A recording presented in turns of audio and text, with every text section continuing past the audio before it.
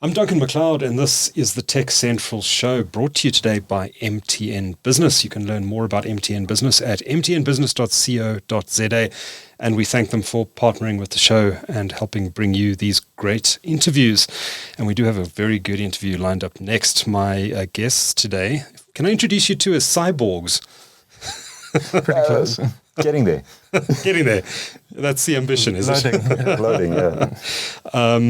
They both have chips implanted in their bodies, and we're going to talk about that today. Jarryd Bekker, for anyone who watches TCS, will know Jarryd. We had him in the studio just a couple of weeks ago to talk about the Olievenhoutbosch wireless mesh broadband rollout project. And of course, Jarryd is CEO of a company called Riot Network.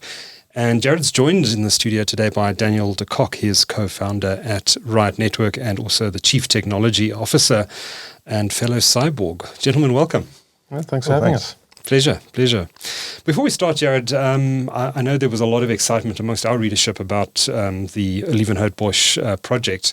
If anyone hasn't read the story and watched that interview, I highly recommend going back and doing that. It's well worth your time. But Jarryd, maybe just a quick update in the 3 or 4 weeks since we last spoke. What's happening in Olievenhoutbosch? What's happening at Riot Network? Yeah, so lots been happening. It's been a lot of adjusting to being out of stealth mode. Getting used to all the attention. But no, it's been very, very positive. A lot of ISPs have come out and said, look, this is exactly what they've been looking for. Also with funders, so it's sort of helped a lot with the exposure around that. But we're full steam ahead now. We're busy with the planning now for the new territories. There's some manufacturing happening for some of the first nodes. We're on track, and we should be hopefully in the next 6 weeks we should be breaking ground with some new stuff in Olievenhout. Oh, excellent stuff. So do go check out that interview. Well worth your time. And Daniel, thank you so much for joining Jarryd in the studio today. Now, you guys both have, how many chips have you got in your body? At the moment, 3. 3. Yeah. And you? 2. 2 chips. Okay. Let's start with you, Jarryd. I know that when we met, I managed to get your business card by tapping my smartphone on your arm and reading an NFC, some sort of NFC chip that you've got in your arm. But take us through the chips that you have in your body currently, what they do, why you installed them. So the first chip I ever put in is actually removed. So I've upgraded that one since. So that was actually for my car. I had a Peugeot with keyless entry, and I was trying to solve 2 problems. I'm very bad with remembering where my keys and things are. So we started experimenting with, actually we were in cash and transit before, so we were working in very high security places.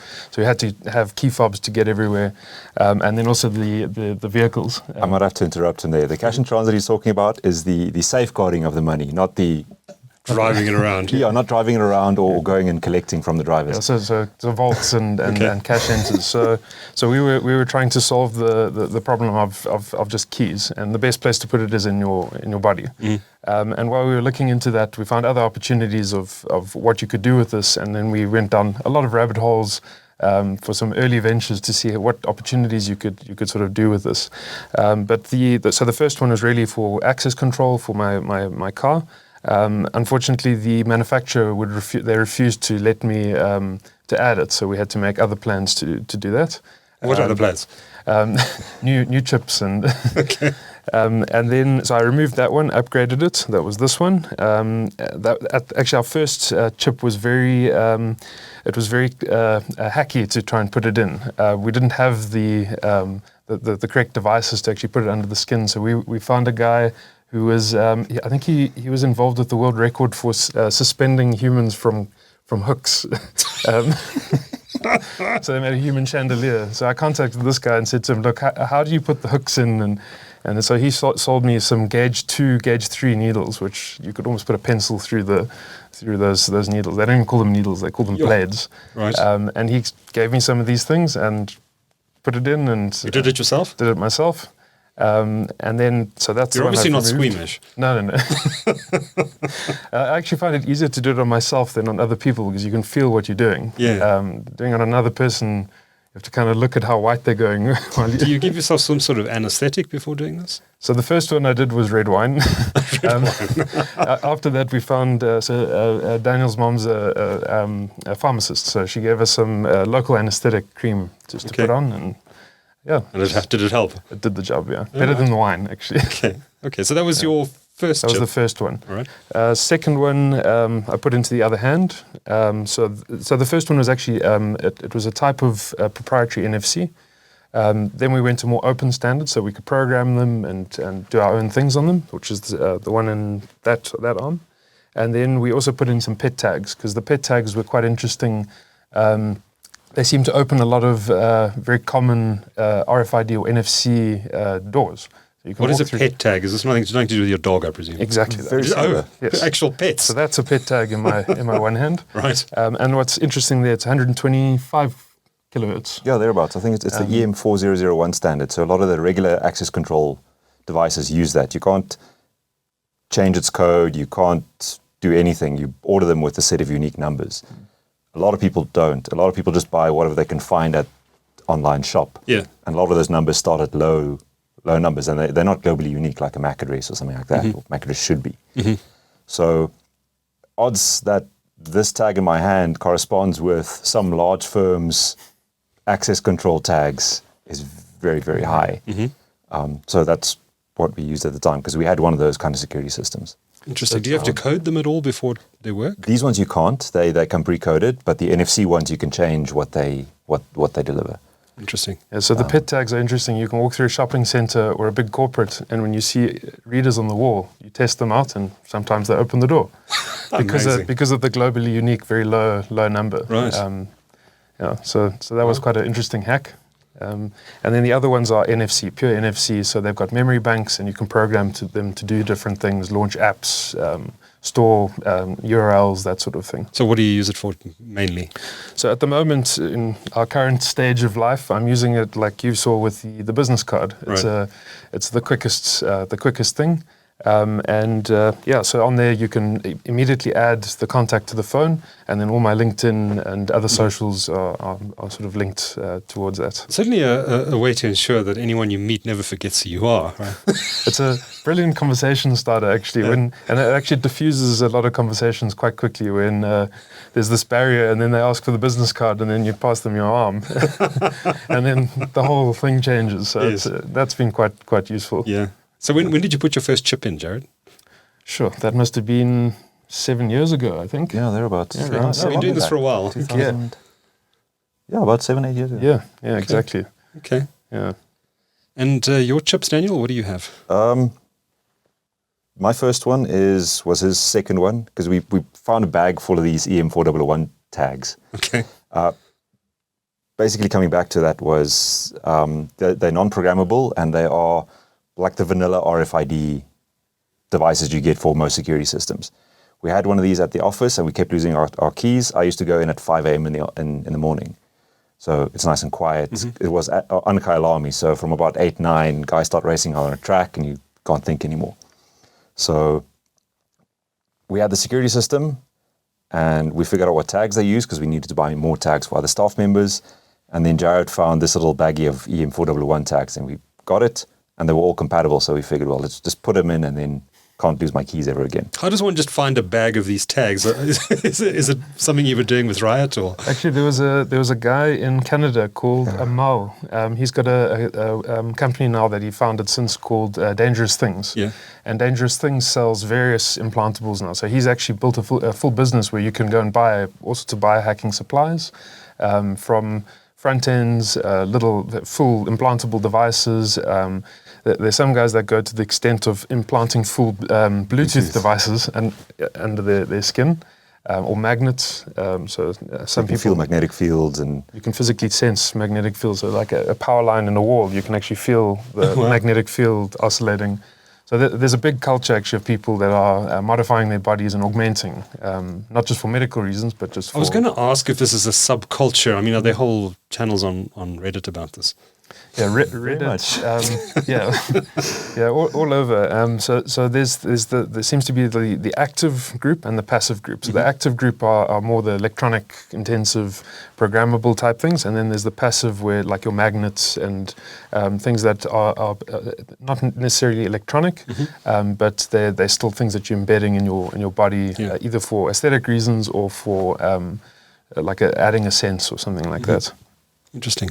So the second chip you've got? The second one is a NFC, I think a type 1 tag, like the Gauteng card. Okay. The idea there was that, again, Gauteng card, I kept losing the bloody thing, is if I could firstly crack the key on the Gauteng card, because they were using Intag 216s, I think. Security. No, the physical chip in the card. Okay. Intag 216 was compatible with it. So we found these ones from Dangerous Things that had the similar memory bank layout, could do the same keys. So we could figure out what the keys were on the Gauteng card. I could put them in here and then, And does it work? No, it doesn't. Oh. I abandoned that because got very distracted and figured out that at the time, Android didn't have a lot of security in terms of scanning NFC. So quickly figured out that if I put other NFC messages in this thing's memory bank, when someone's phone scans it, it launches websites, sends SMSs, adds V-cards. They're practical uses, and then there are fun uses. So, like digital tattoos. Like digital tattoo. I would reprogram this thing almost monthly, just point to a new random website. When Stumble Upon and those kind of websites were still there. You can find interesting things on the internet that don't come through Reddit or big aggregator sites. So you find interesting things, you just put them on there, and it's a tattoo that you can change. Like a GIF. You can have a GIF as a tattoo. So what do you use this daily? Not anymore. It's kind of fallen back. I think the last time we programmed it was about a year ago. Okay. Updated it too. I'm using the NFC one very frequently. Frequently, okay. And the others not so much. Not so much. So the pet tag is very opportunistic, just to kind of see which doors or parking garages or things will let you in. But the business card right now is the big one. Yeah. And we had some other plans which we might revisit in the future of where this could go for real application. Well, I was going to ask what's coming down the line. What are the guys talking about in the online forums? Yeah. And what are you most excited about? Yeah, so we were actually the most interested in the biosensing application. So in the developing world, it's quite a big problem to manage diabetes. Very expensive to test, and so usually it involves pricking your finger, having an external device, measuring, and then you do that 2 or 3 times a day when you have meals. In the developing world, that's very expensive to do. You could do another approach where you could do it. You could test from within the body, so using optical sensors in your in the device. You could look for biomarkers, and you could estimate what the blood sugar is based on the ketones, blood sugar. So we were looking at ways of doing that. At that stage, our biggest problem was keeping persistent power in the body. So right now, these tags are passively powered. So the minute you bring a phone or an NFC device near it, it energizes the device, it wakes up, and then you have access to the memory. Oh, wow. In a sensing application, you'd want that thing to wake up periodically, take a measurement, and go back to sleep. And to do that, you need a bit of storage or energy storage. Yes. The problem is batteries don't like living at body temperature. So there have been quite a lot of advancements we were waiting for in battery technology, firstly to bring the price down, but also for survivability. You don't want a lithium battery in your body.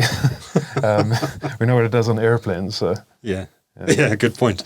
Yeah. So, is it possible to charge these little devices? How much power do they consume typically, and can you actually charge that through the energy that's in your body? Yeah, so it's milli to microamps that they consume when they're doing operations, but very quick to charge. So actually a supercapacitor would probably be more of a relevant storage device now. So as you go to bed, you have a pad like your Apple Watch, you brush past it a few times and it charges it.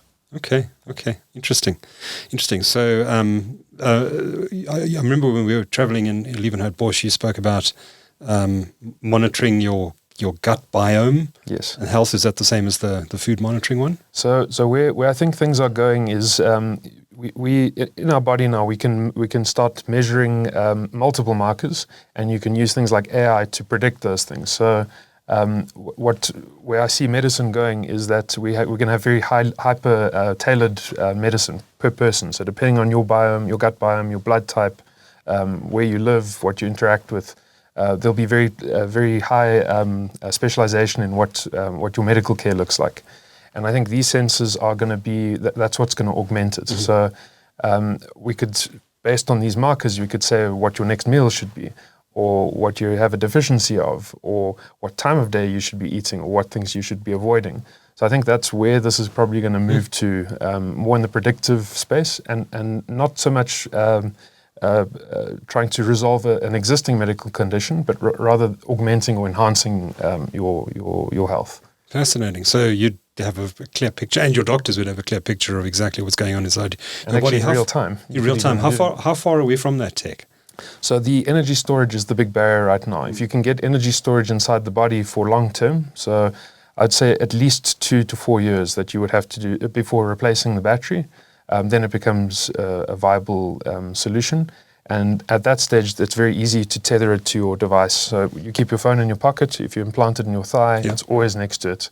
You might not even need a battery, but there you could take very frequent readings, feed that to your doctor, and like in the diabetes case, your doctor might contact you saying that there's a problem rather than you contacting your doctor when it's too late. Fascinating. How long do you think before this technology is here?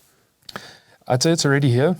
It's just a cost thing right now. So when we were experimenting, it was mostly around the social aspect of it. So how receptive are people to it? How comfortable? Obviously, there's a lot of stigma around implanting chips in your body, in the back of your neck with a barcode. Yes. Except if it's a pacemaker or a hip joint or those are quality of life enhancement things. Then people swing to accept it quite quickly. So a lot of it was to try and figure out how do you frame this in a way that it betters someone's life when they get it, and also it's not being pushed down upon them. It's a choice to take it. There were some legal aspects where if a company were to implant you with this thing, whose property is this thing now? Is it the company's? Is it yours? How does it work when you leave? Things like that. So it basically came down to if someone wants it, that's cool. If they don't, it can't be pushed upon them. But generally when you can convince people that there's usefulness in having this thing, it gets accepted quite easily. The diabetes one is a very, very cool example of that. You can actually get the sentiment can change 180 in a few seconds when you speak to a diabetic and say to them, look, you don't have to prick your finger 3 times a day. Immediately, I want one. How long does it last? When am I going to get one? I suppose it's when big tech gets involved that the ethical questions start to come into it. And, true. If it's a big social media company that's got putting a chip in your body, why? What are they doing with it? So these chips you've put in, you do upgrade them from time to time. You pop them out, you put a newer version in. What does that actually involve? So this one is quite easy. So when you do the implant, it sits in just below the connective tissue, and they're glass encapsulated. So your body makes a little bit of scar tissue that sort of holds this thing in place. Okay. So it's almost like a little capsule that it keeps it in. To remove it, you make a little incision into that little capsule, and it pops out almost like a little grain of rice. Okay. And then the upgrade is really simple. It seats itself back into that hole. To put the initial one in, we use a device like this. So the implant gets popped into the back of the syringe. How big is this implant? So it's literally the size of a grain of rice. So it fits inside the needle. It goes under the skin. We click to remove it, and then we pop a little plaster on the hole, and then 2 days later, body seals it over. Exactly. So there you can see. So that one's a little bit bigger than a grain of rice, but You had one that was actually, maybe show it to the camera. Yeah, this one's quite prominent. I have to press quite hard to show it, but over there. Is it meant to be so visible? This was one that we put in after red wine anesthetic. Okay. So there's a video online somewhere in the depths of internet. I think the site's still up. Of that entire process, the sterilization process, the cleaning, the gloves. It's not just a, sort of cyberpunk 2077. You go into a back alley, body mod, and you're out. We do practice, cleaning up and alcohol and sanitizing everything, because you are putting foreign matter into your body. You don't want this thing to get infected, and Sure. you still end up on the internet, but for the wrong reasons.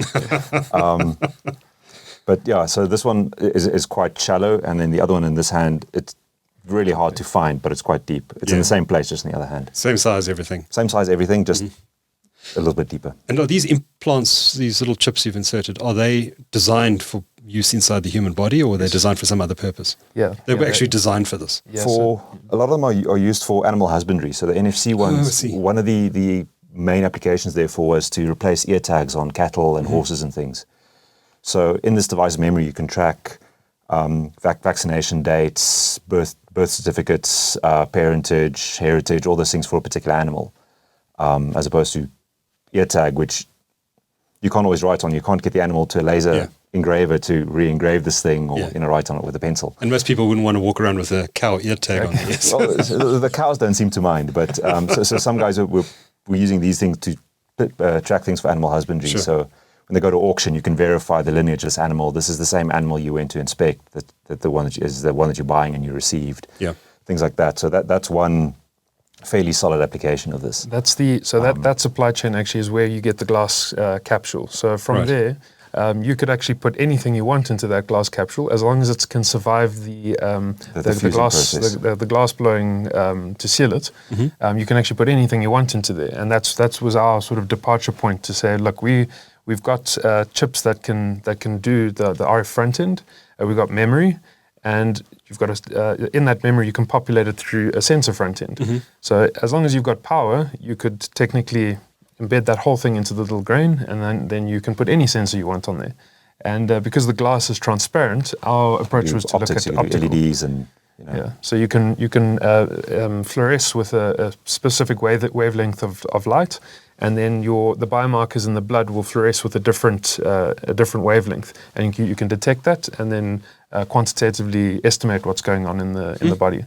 Other approaches, you could also take a virus. So this is where we're going with CRISPR, another type of body modification. You could actually take modify your own cells to produce certain markers which respond to systems in your body, and then your body would persistently make those markers. So you would have an implant and then some gene therapy, and then the marker would be able to, or the device would be able to see things in your blood. We all know about Moore's Law and the impact that's had on the computer industry over the last 50, 60 years.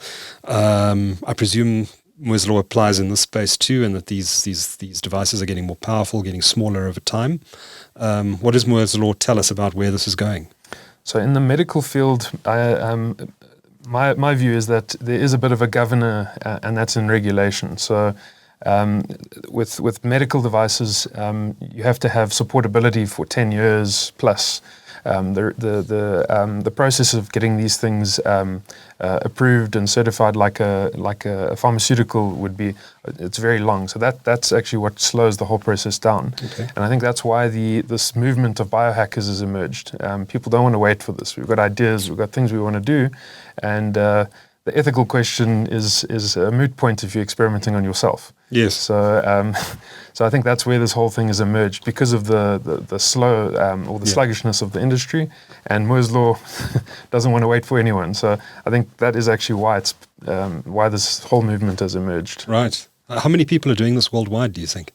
There must be thousands now. Yeah. So actually, since probably about 4 years ago, there's been quite a big swell of people doing very extreme things. Some are quite dangerous. Oh, really? Such as? So the Bluetooth devices are quite large, and there you're starting to run into biocompatibility issues. What materials you're making the things out of? I'm using silicones and funny plastics, which the body doesn't like. Right. Glass is nice because it's inert, but when you get very large and you start pressing up against it, you can damage the tissue, or it can break. Okay. So there have been some problems that have arisen from people experimenting, but you can't make an omelette without breaking eggs. What are they using the Bluetooth to do? I think it was things like Scarab. iBeacons, and sort of getting notifications when they get home and sending out beacons, because you're a big walking beacon, right? So, right. Okay, your phone does that too, but if you could do that without your phone, For a smart home type application. Yeah, smart like home. you walk in and your lights come on because Yeah. it detects you. The front gate opens for you, Okay. the lights dim, and it does the whole. The music comes on. And Yeah, exactly. Exactly. And also, if the Bluetooth devices, a lot of them are, again, over-the-air reprogrammable, so the guys could change what they need this thing to do. Whether it's sending out beacons or sending out, I know some of the insurance providers do, they use the iBeacon protocol to send out alerts for emergencies, so if like the fall detect bracelets and those kind of things. And these guys were using that to say, well, announce my presence or announce a problem or use that as a built-in, biomonitor. Okay, the watches do it now, but back then, getting a smartwatch to do your heart rate and your blood SpO2 levels and those things, that was The skin very contact. So reading optically through the skin was a very challenging problem to solve at that point. So the Apple Watch, actually there's some local companies that were quite involved in Cape Town in perfecting that. Oh, really? But that was the challenge back then, and we thought putting it in the body would be a bypass better to route, the air more gap. reliable route. Yeah. Speaking of smart home, you've got a device down here. Maybe I could just pass it to you. Yeah. It's from Samsung. It's a smart door lock. You were showing before we started recording how you use the NFC implant in your arm to trigger this thing. So it's a... Just like that. Yeah, this one's got a beautiful antenna. So NFC, especially on these implantable tags, the range is abysmal. I think with my phone, I have to get within 4 or 5 millimeters of the device because my phone's antenna is quite tiny. Yes. This thing's got a massive antenna behind the keypad here, so I can really just approach my hand with it and it scans it and opens the door. We were using this door lock at our office for several years. We got it from one of the suppliers when we told them this is the ridiculous thing we're doing with NFC tags, and they said, "Hell, cool, we'll help you. Buy one of these at cost or slightly above it to play with," and it was a lot of fun. For those listening to the audio version of this discussion, I highly recommend catching the video version. But just to describe this briefly, this is a smart door lock from Samsung with NFC reader technology inside of it, and Daniel simply touching his hand against the door lock to unlock it. So very much what you would have in a hotel with your hotel access cards. That would be the application of this. But without the card. Have you tried hotel rooms and see if there's... And? No, do you use it? Sometimes the door opens. Yeah. Wow. And you get a very surprised person on the other side. Won't ask what was happening there, but... So Daniel mentioned the range, so the very short range of these devices. So often we get the question of can we be tracked? Is Big Brother watching you? And that's the big concern. And actually, you've already got a device on you that does that. Yes. Your mobile phone does that. These don't have GPSs inside them. They don't have GPSs. So you have to be really within touching distance to read the thing off and do anything with it. So tracking is not really possible. Okay. We've had people ask us to, again, do wildlife tracking and anti-poaching and pets and those kind of applications. The implantable...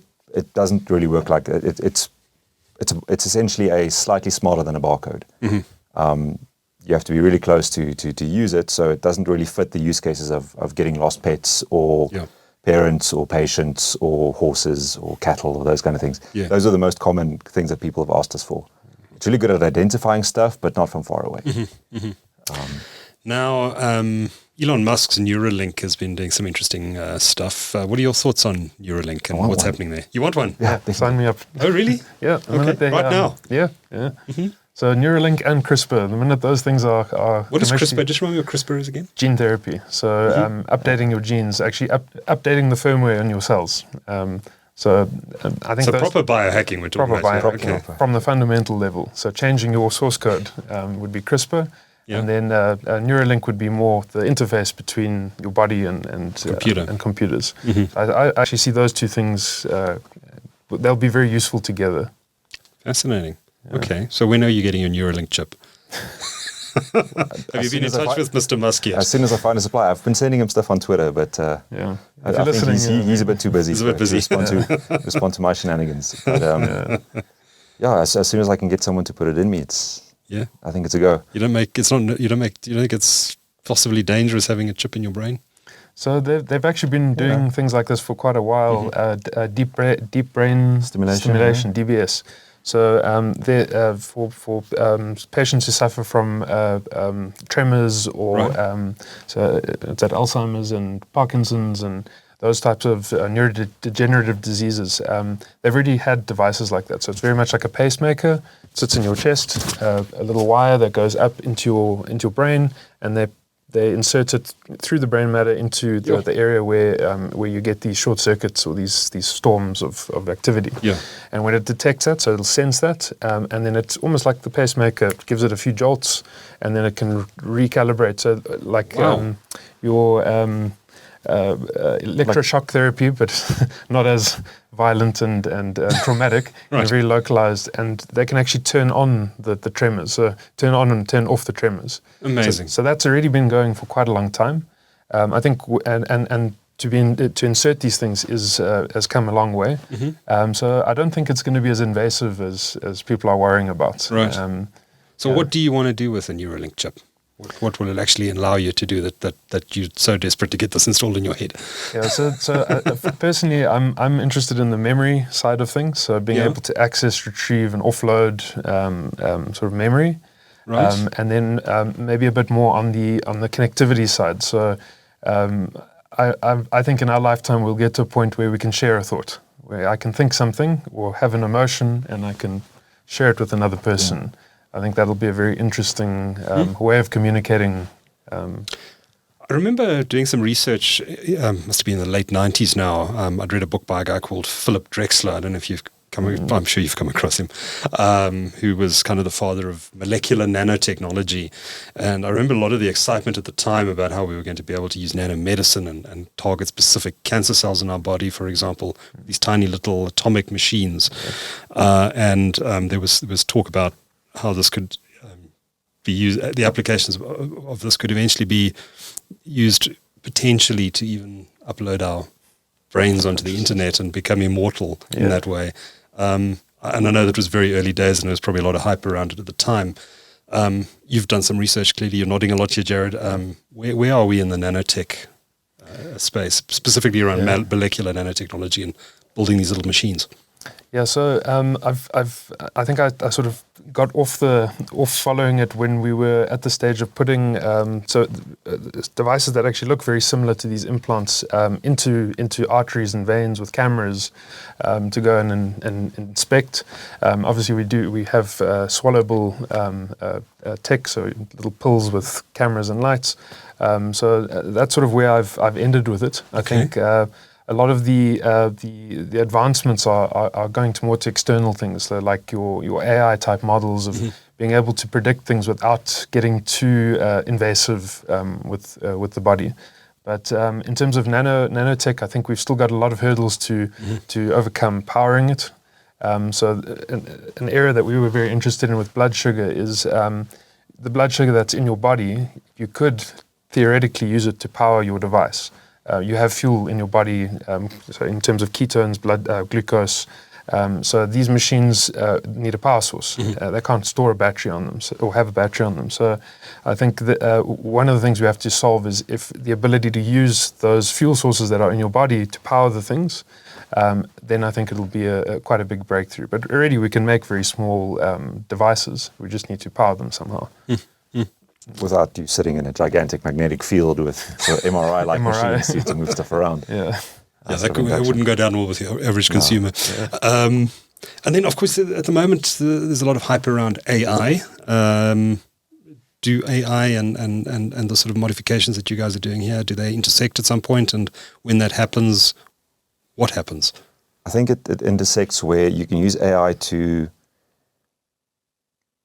number crunch crazy amounts of data. I think one thing where AI is a lot better than humans is it's got a longer memory. It can keep a lot of things top of mind to connect things that we might miss or that we need to spend months, years, lifetimes on figuring out this thing causes this particular thing or how these things are connected through a very complex system. So with AIs, they're able to do that a lot quicker. Yes, they're expensive in terms of energy and power usage and data centers, but they can do that where we, or at least as one person or one committee, you can't. So if you can feed the biosensors into those, it gives us the ability to use those tools to figure out causality or to figure out prediction based on markers that we have not been able to figure out or have not been able to connect to particular outcomes. So I think that's where these two systems intersect, is you need to have sensors to sense things, to feed into this AI black box to tell you these things that might not seem related, tell you your blood sugar is this, or your stress levels, or you've got a heart palpitation, or you've got bad habits or good habits or things like that. I think that's where that overlap happens, is just the ability of AI to bring together incredible amounts of data from various different sources. And a lot of these biosensors are just that. They are almost unstructured, or it looks meaningless, but en masse, and from the AI's perspective, it might be obvious. So it starts to learn from other people and seeing certain markers in the body and then saying, well, this is happening here, so there's a good chance that actually this is happening in this person as well. Correct, yeah. But not in the deterministic way that we think of it as at the moment, saying, well, if you run fast, your heart rate goes up.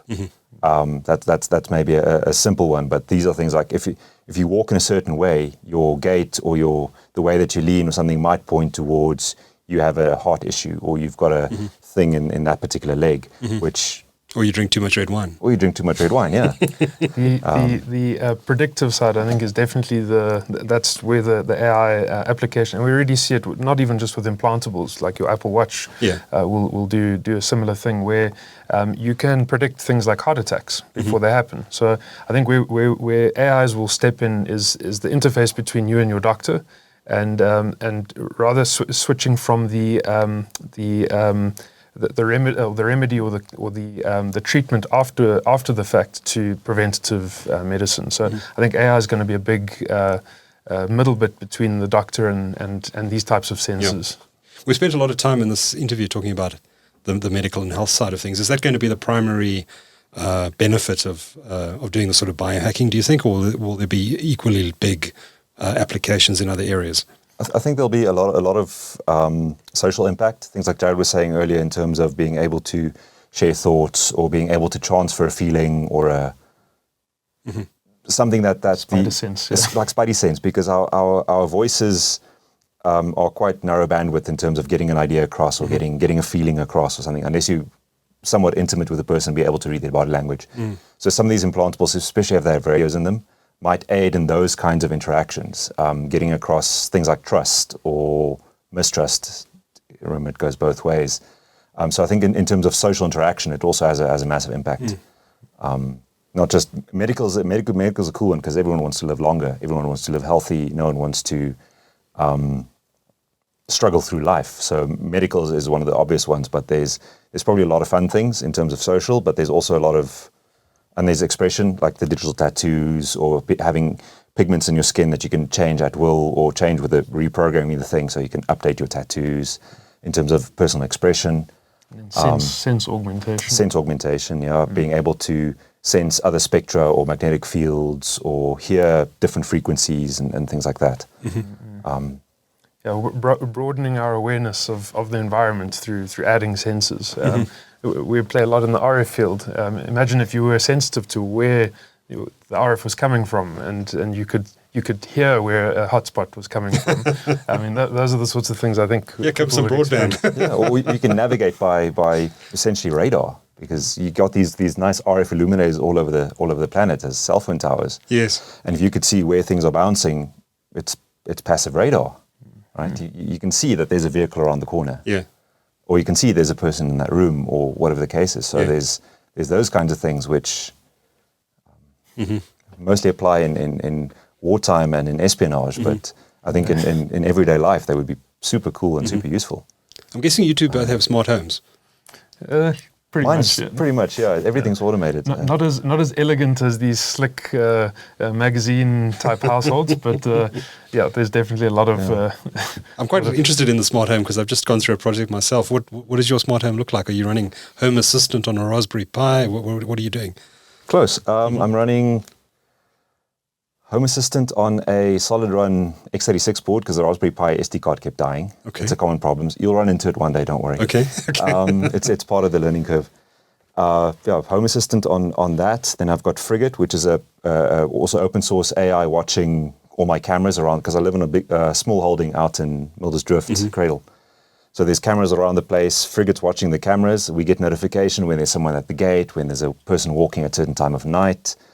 It also monitors the solar system, so it enables and disables washing machines and borehole pumps and monitors water levels and those things, depending on how much solar is coming in at the moment or what the battery charges are. It automatically switches our solar system from day mode to night mode, which allows certain appliances or certain power levels to happen. It switches between backup inverters if there's a problem, so I can hot swap. Get notifications when someone's at the gate. It auto closes the gate if the gate got stuck, which is super convenient. You might not think that. Yeah. It tells us when gate motor theft is a thing. At some point we built sensors to put into motors to tell us when someone's tampering. Now the system does it because I've got a little device that I built in my gate motor, and then when anything happens, that lets us know, and it can sound the alarm if the alarm is armed. It augments the alarm system with other sensors. So we have another device which we both have installed where we live. So we use in our Riot work, we use a lot of software-defined radio to pick up and decode different things. So we found another application for our smart home where we set up these SDRs to just listen to all RF that's happening around our property. To everyone else's alarm systems. So you can hear their alarm systems. When someone's walking through your neighbour's yard, we pick it up on our systems. And so we've been playing a lot with sharing the RF from our neighbours. And you can pick up when your neighbour opens and closes their car. So fascinating. If you know where their Wi-Fi, so I've got lots of Wi-Fi hotspots too. So if you know where they are, they generally don't move. You can run software on them that tells you when there's probe requests, when someone's walking past. I believe Wi-Fi 7 enables a lot of this stuff. This is quite old. So this is from Wi-Fi 3 or 4 days, because your phone, as you walk around, it's always broadcasting saying, hey, home Wi-Fi, are you there? Hey, work Wi-Fi, are you there? Yeah. And it puts those names in. So there has been workaround in a lot of the OSs to try and randomize your MAC address every time it does that. But you can still fingerprint a particular device. So I'm working on a thing to add to all my hotspots around the property to say, well, if this particular Wi-Fi access point picks up motion, it's in the middle of nowhere. There shouldn't be anyone there at 2, 3 in the morning. So it's presence detection. That then feeds into Home Assistant, which feeds the alarm system or lets me notify, listen, there's someone in this quadrant or things like that. Almost like a radar, but using Wi-Fi. Picture. Yeah, correct. But I would like to have that in the mind. So I wake up super groggy, not really sure what day it is, and I immediately know, hey, there's a thing, because I got a picture in my mind of it. Right. As opposed to opening my phone and then it's super bright and writing down, look at the cameras. Oh yeah, there's a thing there. Yeah, but then it's too late sometimes. So everything in the house is automated like that. I build the hardware and the sensors, and the wife does all the automations and the programming. So it's a great thing. Okay, so your wife's a geek too. Yeah, very much. Okay, excellent. Fascinating to chat to you guys. I do have to ask you one last question though. What happens when you get to the airport and you go through one of those machines? Do you set off all the alarms? So local flights, not even doesn't even register. But I flew to LA a few years ago, and they have a 360-degree X-ray machine. So you stand like that Lodox thing. Yeah, and it does a full body scan, and you do actually pick it up. It looks like a big starburst in the body.